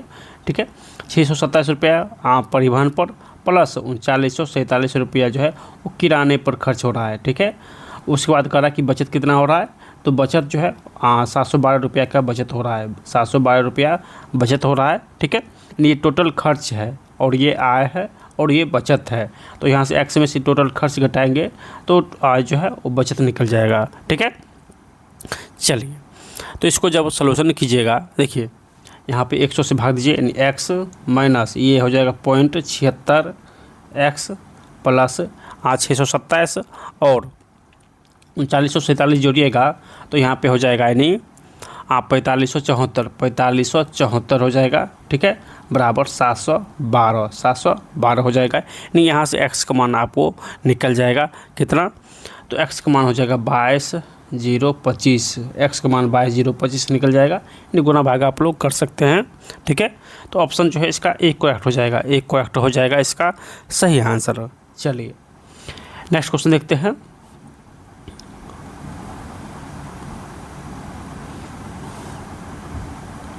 एक मिनट यहाँ पे थोड़ा सा, चलिए क्वेश्चन है कि एक कस्बे की वर्तमान जनसंख्या 25,000 है, यानी 2,50,000 है, जो प्रति वर्ष 25% की दर से बढ़ रही है, यानी 25% की दर से बढ़ रही है। 3 वर्ष पूर्व की जनसंख्या और 2 वर्ष पूर्व की जनसंख्या का अंतर क्या हो जाएगा। देखिए टोटल जनसंख्या कितना है, तो 2,50,000 है। ठीक है, कह रहा कि 25% की दर से बढ़ रहा है और 3 वर्ष पूर्व और 2 वर्ष पूर्व की जनसंख्या का जो है अंतर क्या होगा। ठीक है, तो 25% का होल वैल्यू होता है, यानी 1/4 हो जाएगा, और यहाँ पे वृद्धि हो रहा है तो ये इसमें जो एक जोड़ेंगे ऊपर तो 5/4 हो रहा है। ठीक है, यहाँ पे कह रहा कि पूर्व यानी पीछे की ओर जाएंगे, तो पीछे की ओर जाएंगे तो होल वैल्यू उल्टा हो जाएगा, यानी 5/4 है तो ये 4/5 हो जाएगा, 4/5 हो जाएगा। पहले 3 वर्ष है तो 3 वर्ष का क्यू हो जाएगा, यानी 4/5 का क्यू माइनस, क्योंकि 25 2,50,000 दोनों में कॉमन है तो यहाँ पे हम लोग कॉमन ले लेंगे। ठीक है, 4/5 का होल क्यू माइनस जो है 4/5 का होल स्क्वायर।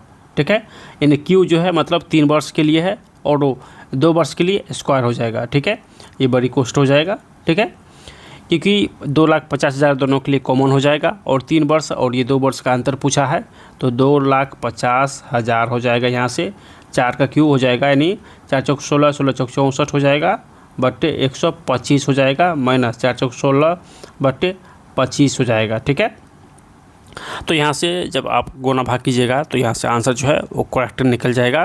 ठीक है,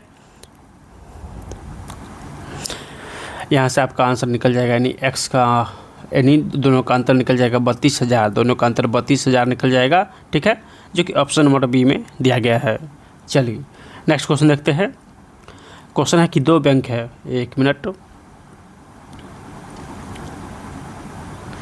दो बैंक ए और बी 3.5% और 6.5% की वार्षिक दर से ऋण देते हैं। केशव ने प्रत्येक बैंक से 2 लाख, एक मिनट, इकाई दाई से 11,000, 10,000, लाख, तो 2 लाख की राशि उधार ली। केशव ने 2 लाख की राशि उधार ली।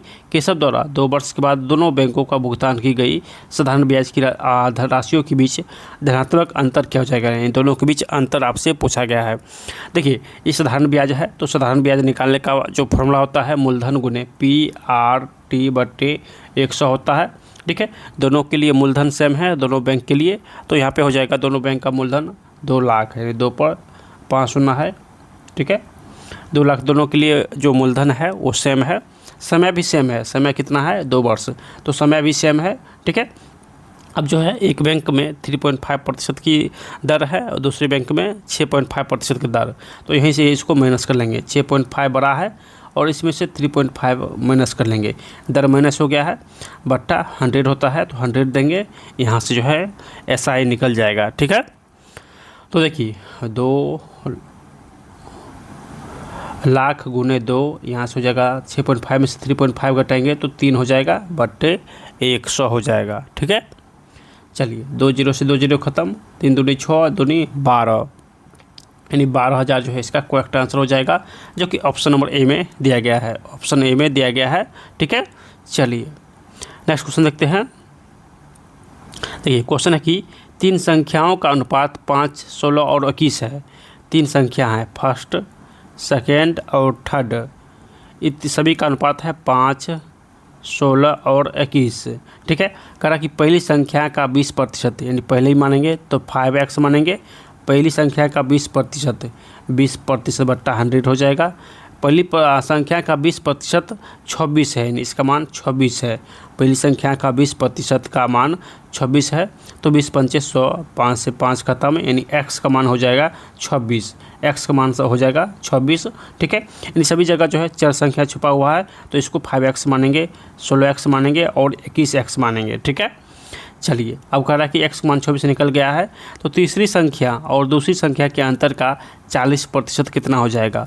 तीसरी संख्या है 21x और दूसरी संख्या है 16x। ठीक है, तो दोनों का अंतर यानी 21 में से 16 माइनस कीजिए, 21x में से 16x माइनस कीजिएगा, तो यहाँ से 5x हो जाएगा।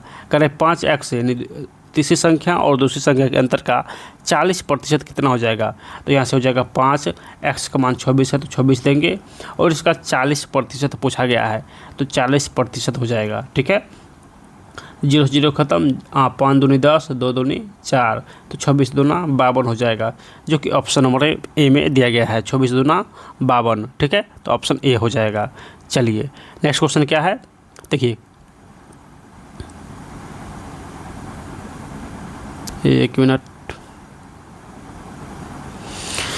चलिए ये क्वेश्चन थोड़ा सा लंबा है, इसको अच्छे से एक बार देख लीजिएगा। कह रहा कि अमित एक निश्चित दूरी 84 किलोमीटर प्रति घंटा की चाल से तय करता है। एक निश्चित दूरी माने यहाँ से यहाँ तक ये 84 किलोमीटर प्रति घंटा की चाल से तय करता है। कह रहा कि पहली दूरी की दुगुनी, यानी ये दूरी जो डी है, तो इसके दोगुनी दूरी जो है वो 28 किलोमीटर, यानी 28 किलोमीटर प्रति घंटा की चाल से तय करता है। फिर वो उसी मार्ग से आरंभिक बिंदु पर लौट जाता है, यानी यहाँ पे से फिर यहाँ पर ये लौट जाता है।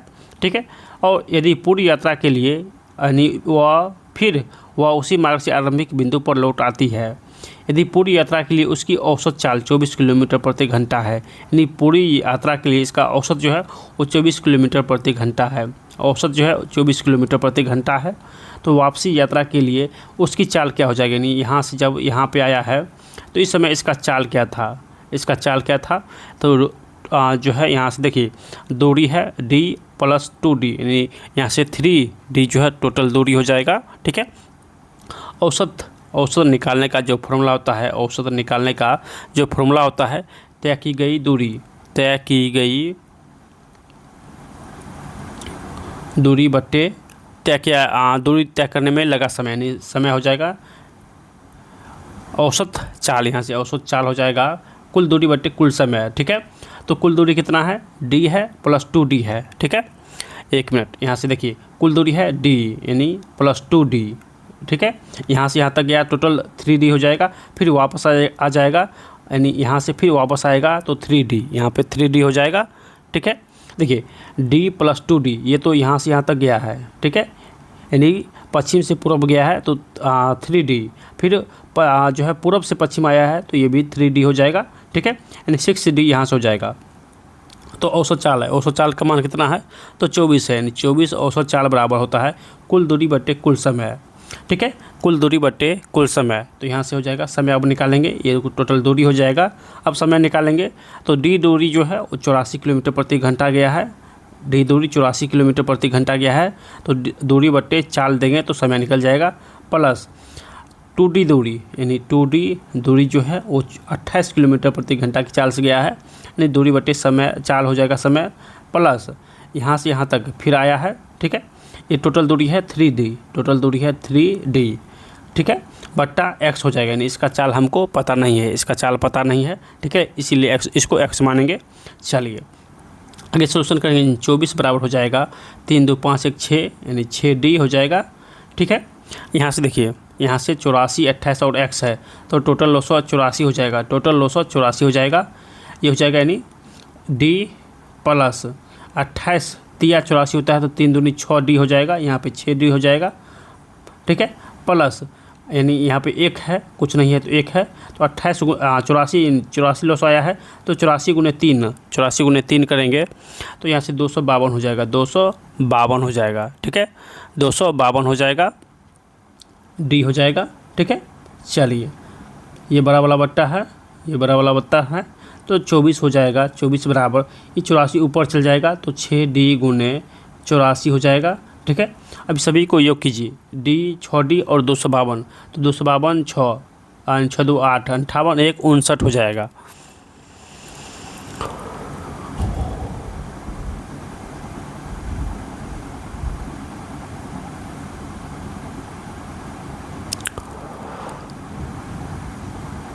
एक मिनट, यहाँ पे कुछ मिस्टेक हुआ है। देखिए d है 6d है। ठीक है,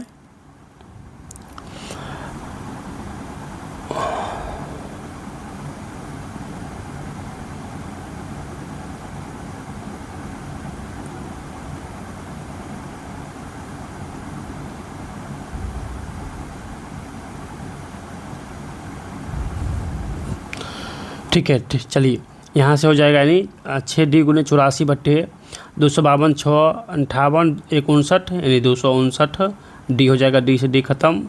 1 मिनट। ठीक है, तो यहाँ जब निकालिएगा तो x का मान हो जाएगा, यानी x का मान यहाँ से निकल जाएगा 18, x का मान 18 हो जाएगा, जो कि ऑप्शन नंबर बी में दिया गया है, ऑप्शन नंबर बी में दिया गया है।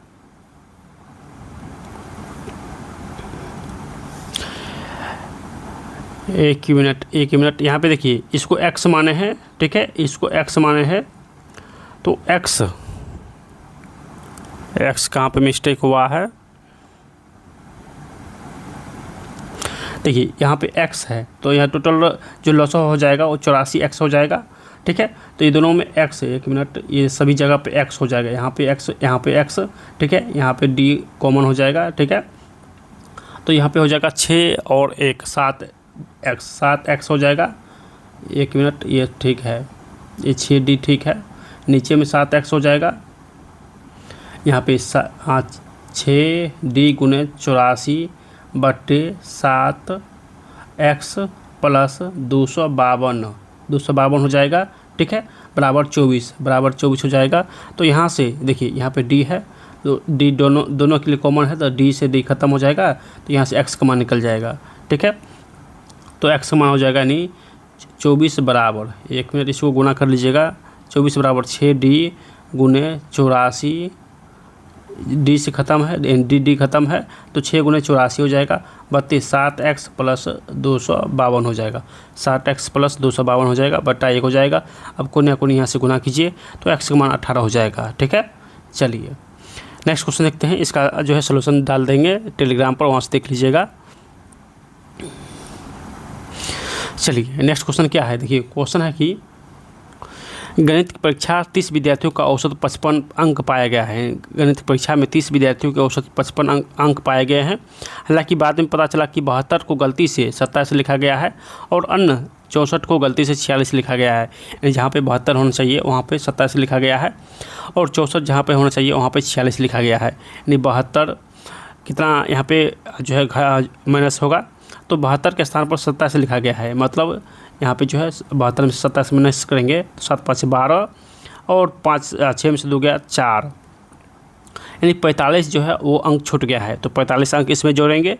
फिर कह रहा है कि 64 को गलती से 46 लिखा गया है, यानी 64 को गलती से 46 लिखा गया है। ठीक है, तो यहाँ से 14 में से 6 घटाएंगे तो 8 6 14 होता है और 5 में से 4 घटाएंगे तो 1, यानी 18 अंक यहाँ पर भी छूटा गया है। यानी 45 और 18 अंक जो है वो छूट गया है, जो कि वास्तविक में ये जो है इतना अंक इसमें ऐड होगा। ठीक है, तो दोनों का योग हो जाएगा 8 5 13, 4 1 5 1 6, टोटल योग यहाँ से हो जाएगा 63। ठीक है, यानी 63 अंक जो है वो छूट गया है। टोटल औसत जो है उसमें 63 अंक ऐड करेंगे। ठीक है, टोटल अभी औसत कितना है तो 55, टोटल औसत है 55। ठीक है, प्लस कितना अंक छूट गया है तो 63, इतना अंक छूट गया है। लेकिन औसत पूछ रहा है तो यहाँ पे 30 से भाग देंगे, 30 से भाग देंगे तो यहाँ से निकल जाएगा, यानी 55 प्लस 2.1 हो जाएगा। यानी 55 इसमें भाग दीजिएगा 63 में 30 से तो 2.1 हो जाएगा, यानी 55 तो 57.1 हो जाएगा, जो कि ऑप्शन नंबर डी में दिया गया है। देखिए 63 कहाँ से आया है, क्योंकि 63 जो है यहाँ पे 45 जो है कम दिया गया था और यहाँ पे 18 कम दिया गया था, यानी कम जोड़ा गया था। तो यहाँ पे इतना और इसमें ऐड होगा, यानी 63 अंक जो है और ऐड होगा। ठीक है, और इसको हम औसत में बदलने के लिए जो है 30 से भाग देंगे, क्योंकि 30 विद्यार्थी टोटल है, इसलिए 63 में 30 से भाग देंगे 2.1 हो जाएगा। पहले से औसत 55 है, अब जो है इसमें ऐड करेंगे 2.1 तो ये 57.1 हो जाएगा। ठीक है, चलिए यानी इसका आंसर ऑप्शन नंबर डी हो जाएगा। चलिए अगला क्वेश्चन क्या है, क्वेश्चन है कि देखिए क्वेश्चन है कि एक ट्रेन 591 मीटर लंबी है, 36 किलोमीटर प्रति घंटा की चाल से चलते हुए एक प्लेटफॉर्म को 1.7 मिनट में पार करती है, तो ट्रेन और प्लेटफॉर्म की लंबाई का बीच अंतर क्या होगा।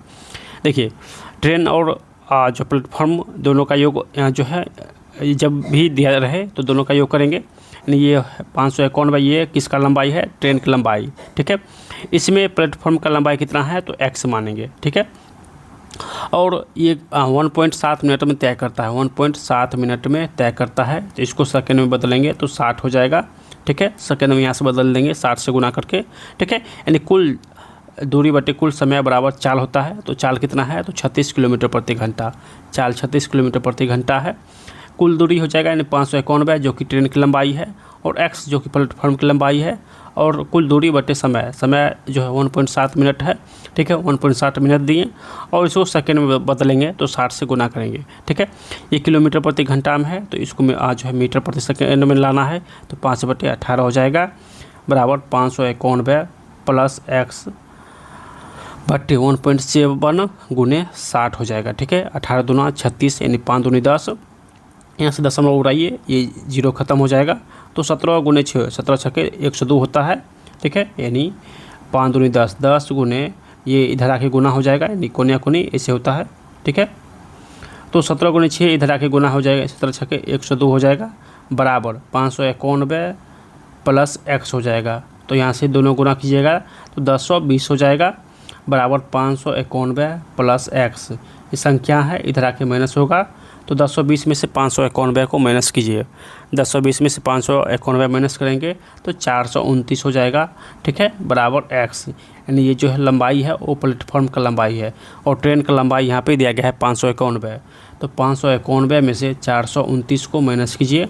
ठीक है, ये ट्रेन जो है ट्रेन का लंबाई, ये प्लेटफॉर्म का लंबाई है, दोनों का माइनस करेंगे 9 2 11, 8 में से 2 गया 6 और 5 में 4 गया 1, यानी 162 मीटर हो जाएगा, जो कि ऑप्शन नंबर ए में दिया गया है 162 मीटर।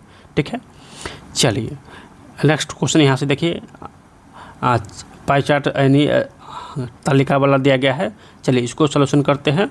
ठीक है, इसमें कुछ भी नहीं है। देखिए क्वेश्चन क्या कर रहा है, क्वेश्चन है कि 2019 की तुलना में 2020 में कर्मचारियों की संख्या में कितने प्रतिशत की वृद्धि हुई है।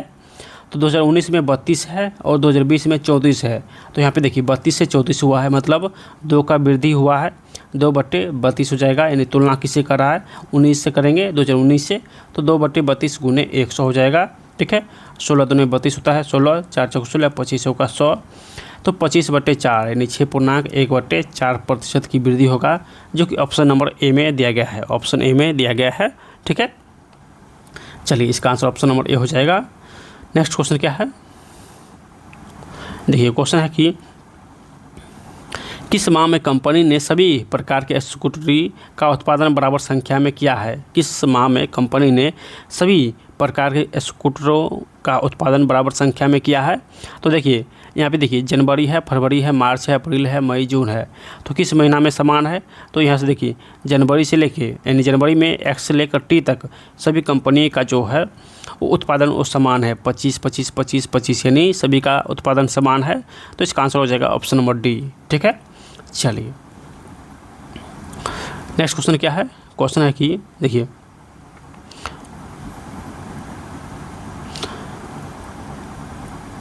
क्वेश्चन है कि 3 वर्ष में 10% साधारण ब्याज पड़ते हैं 10,192 रुपया के ऋण को कितने रुपये की वार्षिक किस्तों से चुकाया जाएगा। यानी साधारण ब्याज का किस्त वाला क्वेश्चन है। 3 वर्षों में 10% की साधारण ब्याज पर दे है 10,192 है। तो प्रत्येक वार्षिक किस्त जो है आपको निकालना है। तो साधारण ब्याज का किस्त निकालने का फॉर्मूला होता है, पहले वर्ष है यानी पहले वर्ष का 100 मानेंगे। ठीक है, दूसरे वर्ष का देखिए 10% है, तो दूसरे वर्ष में ये पहला वर्ष है, दूसरा वर्ष में इसमें 110 जोड़ेंगे, यानी 10% 110 हो जाएगा। ठीक है, ये दूसरा वर्ष हो जाएगा, यानी सभी में 10-10 जोड़ते जाएंगे, जो दर है वो 10%, वो 10-10 जोड़ते जाएंगे। तो ये पहला प्रतिशत 100 हो जाएगा, पहला वर्ष का जो वार्षिक किस्त होगा 100, दूसरा वर्ष का 110 हो जाएगा और तीसरा वर्ष का 120 हो जाएगा, 120 हो जाएगा, यानी 3 वर्ष का ये वार्षिक किस्त निकल जाएगा। ठीक है, 0 2 1 3 और 3 330 हो जाएगा। और 330 का मान यहाँ पे दिया गया है 10,192, 10,192। ठीक है, अब आपसे पूछा गया है कि वार्षिक किस्त से चुकाया जाएगा, यानी वार्षिक किस्त से यानी कितने रुपए की वार्षिक किस्त से चुकाया जाएगा। ठीक है, चलिए इसको यहाँ से निकालेंगे, यानी 330% का मान 10,192 रुपया है। तो 100% का मान क्या हो जाएगा, 100% का मान क्या हो जाएगा, तो 10,192 बट्टे 330 गुने 100 हो जाएगा। ठीक है, 0 से 0 ख़त्म, यहाँ से जब निकालिएगा तो 3088.48 हो जाएगा, 3088.48 हो जाएगा, जो कि ऑप्शन नंबर सी में दिया गया है। ठीक है, चलिए नेक्स्ट क्वेश्चन देखते हैं। क्वेश्चन है कि महेश और हरीश एक व्यवसाय में क्रमशः 20,000 और 30,000 रुपये का निवेश करता है। ये महेश है और ये हरीश है, ये 20,000 रुपये का निवेश करता है। ठीक है, और ये 30,000 रुपये का निवेश कर रहा है। ठीक है, अब कह रहा है कि 3 महीने के बाद हरीश अपने, यानी ये 3 महीना इसमें निवेश किया है, 3 महीने के निवेश के बाद हरीश अपने निवेश में 5,000 रुपये निकाल लेता है। जब 30,000 में से 5,000 निकालेंगे तो ये 25,000 हो जाएगा, 25,000 हो जाएगा, यानी एक कम है, तो यहाँ पे 25,000 हो जाएगा। ठीक है, और ये 9 महीने तक निवेश होगा, यानी वार्षिक है तो 1 साल हो जाएगा। ये टोटल रुपया जो है वो 12 वर्ष के लिए निवेश किया है। ये 30,000 3 वर्ष के लिए और 25,000 9 वर्ष के लिए निवेश किया है। तो कह रहा है कि उनके बीच लाभ किस अनुपात में विभाजित होगा, ये दोनों का लाभ निकालेंगे। तो यहाँ से देखिए दोनों का योग कीजिए, तो यहाँ से 3 0 से 3 0 ख़त्म कीजिए सभी में। ठीक है, अब देखिए 3 चौका 12, 3 चौका 12 हो जाएगा, 3 से 3 ख़त्म, 3 3 9। ठीक है, तो हो जाएगा नहीं 20 गुने 4 बराबर हो जाएगा, देखिए 30 और 25 को जोड़िए तो 30 25 हो जाएगा, 30 20 50, 5 55, 55 गुने 3 हो जाएगा, 55 गुने यहाँ से 3 हो जाएगा। ठीक है, चलिए तो यहाँ से देखिए भाग दीजिए, 5 चौके 20 और यहाँ से भाग दीजिए 11 × 5 = 55, तो 4 × 4 = 16 हो जाएगा और 11 × 3 = 33 हो जाएगा। 1 मिनट।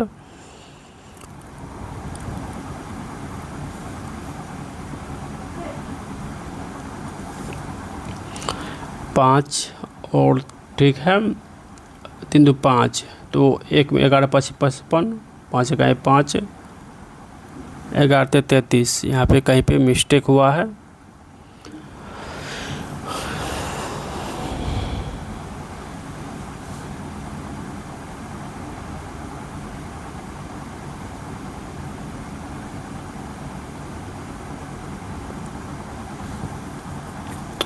चलिए इसको ऐसे ही करते हैं। देखिए ये 12 हो जाएगा, 30 × 3 प्लस 25 × यहाँ पे 9 हो जाएगा, 25 × 9 हो जाएगा, क्योंकि यहाँ पे 9 वर्ष है और ये 9 माह है और 3 30 × 90, 25 8 200 225 हो जाएगा। ठीक है, 5 9 2 11, 2 1 3 315 हो जाएगा और ये 20 × 4 हो जाएगा। ठीक है, 5 × 4 = 20, 5 × 6 = 30 और 5 × 3 = 15। ठीक है, इन 4 × 16 अनुपात 63। 1 मिनट कहाँ पे मिस्टेक हुआ है। चलिए इसको एक बार और फिर से सॉल्यूशन करते हैं। चलिए यहाँ पे देखिए महेश है 20,000 रुपया और ये 12 माह के लिए निवेश किया है। ठीक है, हरीश जो है वो 30,000 रुपया पहले 3 माह के लिए निवेश किया है, फिर इसमें से 5,000 रुपया माइनस किया है, यानी 5,000 रुपया निकाल लिया है, तो ये 25,000 हो जाएगा, ये 25,000 हो जाएगा। ठीक है, अब ये 9 महीना के लिए निवेश किया है, यानी 3 महीना के लिए 30,000 रुपया और 25,000 रुपया जो है वो 9 माह के लिए निवेश किया है, तो 30 या 90,000 हो जाएगा, 90,000 हो जाएगा। 25 × 225 होता है, तो 225,000 हो जाएगा। ठीक है, 5 9 2 11 2 1 3, यानी 315 पर 3 को 0 हो जाएगा, इधर हो जाएगा 3 0 से 3 0 ख़त्म। ठीक है, यहाँ पे हो जाएगा 20 × 12 बराबर 315, 315 हो जाएगा, तो 5 × 20, 5 × 6 = 30, यहाँ पे 5 से भाग दीजिए, 5 × 6 = 30, 5 × 3 = 15। ठीक है, अब यहाँ से 3 से भाग दीजिए, 3 × 4 = 12 और 21 × 3 = 63, तो 4 × 4 = 16 अनुपात 21 हो जाएगा, 16 अनुपात 21, जो कि ऑप्शन नंबर ए में दिया गया है। देखिए ये दोनों का योग गुना करेंगे तो यहाँ पे 90,000 हो जाएगा, 25,000 और 9 को गुना करेंगे तो 2,25,000 हो जाएगा। ठीक है, दोनों का योग करेंगे तो 3,15,000 हो जाएगा। ठीक है, इन टोटल जो 3,15,000 हो जाएगा, और ये किसका है, तो हरीश का है, और महेश का 20 × 12 हो जाएगा। ठीक है, यहाँ से 3 0 3 0 दोनों का माइनस हो जाएगा, तो 20 × 12 और ये 315 हो जाएगा। जब दोनों का गुना भाग कीजिएगा तो 16 अनुपात 21 हो जाएगा, जो कि ऑप्शन नंबर ए में दिया गया है। चलिए नेक्स्ट क्वेश्चन है कि क्लस्टर, 1 मिनट, क्लस्टर इंडेक्स के बारे में कौन सा कथन सत्य है। क्लस्टर इंडेक्स के बारे में कौन सा कथन सत्य है, तो हो जाएगा ऑप्शन नंबर बी, यह डेटा को भौतिक रूप से उसी क्रम में संग्रहित करता है जिस क्रम में इंडेक्स होता है। ठीक है, तो ऑप्शन जो है इसका बी हो जाएगा। नेक्स्ट है कि वंडरफुल शब्द के दूसरा है ओ, और 5 में 2 3 4 5, 5वां है ई, 7वां है यानी एफ, और 9वां है एल के उपयोग करके एक सार्थक शब्द बनाइए, यानी OEFL। 1 मिनट, दूसरा 5वां 7वां और 9वां, दूसरा है ओ, यहाँ पे दूसरा नहीं होना चाहिए, यहाँ पे तीसरा होना चाहिए, यहाँ पे तीसरा होना चाहिए। ठीक है, तीसरा होना चाहिए, तो तीसरा है एन, तीसरा है एन, तो यहाँ पे एन देंगे। ठीक है, तीसरा और 5वां है ई, तो 5वां यहाँ पे हो जाएगा ई। ठीक है, उसके बाद 7वां है 1 2 3 4 5 6 7, 7वां है एफ। ठीक है,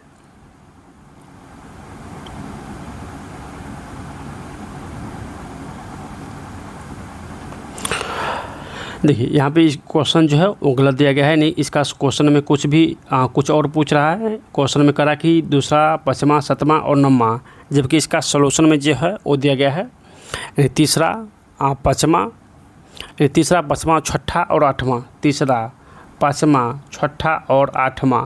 लेकिन देखिए क्वेश्चन में है दूसरा, पाँचवा, सातवां और नौवां, इन दोनों में अंतर है, इसलिए क्वेश्चन जो है वो गलत हो जाएगा। ठीक है, आंसर में जो है तीसरा लिया गया है, पाँचवा लिया गया है, छठा लिया गया है और आठवां लिया गया है, जबकि क्वेश्चन में दूसरा है, पाँचवा है, सातवां है और नौवां है, इसलिए इसका आंसर जो है गलत हो जाएगा। ठीक है, क्योंकि क्वेश्चन और सॉल्यूशन दोनों में अंतर है, यानी इस क्वेश्चन में जो है वो मिस्टेक हुआ है, इसलिए इसका आंसर जो है वो गलत हो जाएगा। ठीक है, तो दोस्तों ये सारे क्वेश्चन हम लोग सॉल्यूशन कर चुके हैं, और ये वीडियो आप लोगों को कैसा लगा है आप लोग कमेंट के माध्यम से बता सकते हैं। ठीक है, हम लोग जल्द ही नेक्स्ट सीट भी लाने वाले हैं, सीट नंबर 12।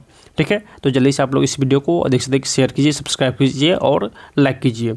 मिलते हैं नेक्स्ट वीडियो में, तब तक बाय।